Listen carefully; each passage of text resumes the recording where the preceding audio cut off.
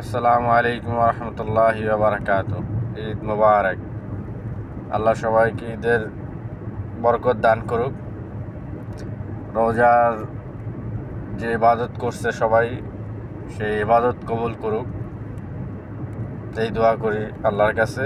আপনারা আমার জন্য দোয়া করবেন সবাই ইনশাআল্লাহ। সত্যি কথা বলতে কি, প্রবাসীদের ঈদ এরকম এরকম একটা কষ্টের সময়, এটা না বইলা বোঝানোর মতো না। ঈদ আসলে বেশি খারাপ লাগে।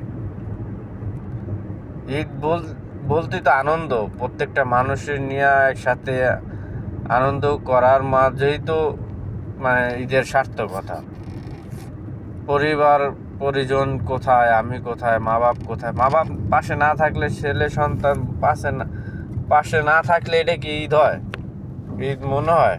ঈদ তো অবশ্যই ইবাদত কবুল করার পরে আল্লাহ একটা দিন দেয় প্রত্যেকটা মানুষের জন্য, যে ঈদের আনন্দটা ভাগাভাগি করে এই পুরা মাসে ক্লান্তি দূর করার। আমাদের কি পুরা মাসে ক্লান্তি দূর হয়? হয় না তো।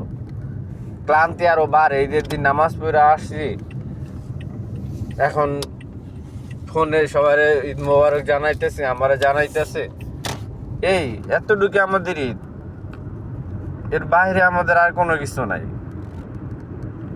যদি নতুন জামা কাপড় পরলে ঈদ কমপ্লিট হয়ে যেত, তো না মনে করতাম না আমরা নতুন জামা কাপড়ও কিনছি, ঈদ কমপ্লিট হয়ে গেছে।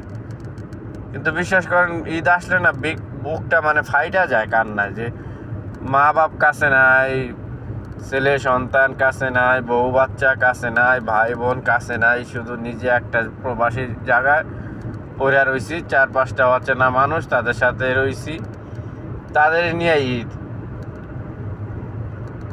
এই অচেনা মানুষগুলো একরকম পরিবার হয়ে গেছে, একসাথে থাকতে থাকতে এই মানুষগুলো পরিবার হয়ে গেছে, এদের নিয়েই ঈদ হয়।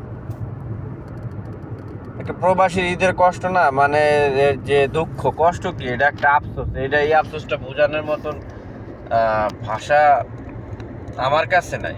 হয়তো 8-10টা প্রবাসী হয়তোবা তারা কিভাবে কাটায় আমি জানি না, কিন্তু আমার কাছে ব্যক্তিগতভাবে ঈদ মানেই না, আমার কাছে একটা যন্ত্রণা মনে হয়।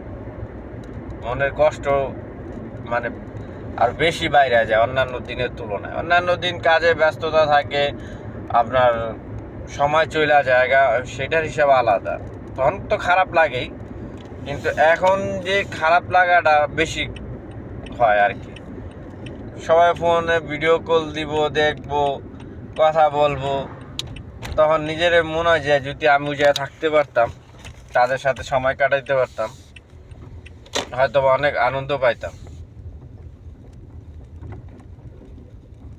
তারপরও সবার জন্য দোয়া করি, আল্লাহ আপনাদের সবার ঈদ সুন্দর করুক। প্রত্যেকটা প্রবাসী পরিশ্রমের অর্থ আপনাদের জন্য দেওয়া হয়, সেই টাকা দিয়ে আপনারা আনন্দ করবেন, এটাই একটা আনন্দ। আমাদের আনন্দ এতটুকুই যে আপনারা আনন্দ থাকবেন, ওইটা দেখে আমরা আনন্দ পাবো, এর বেশি কিছু আমাদের চাওয়ার নাই। আমরাও দোয়া করি আল্লাহ সবাই সুস্থ রাখুক, সুন্দরভাবে জীবনযাপন করার তৌফিক দান করুক।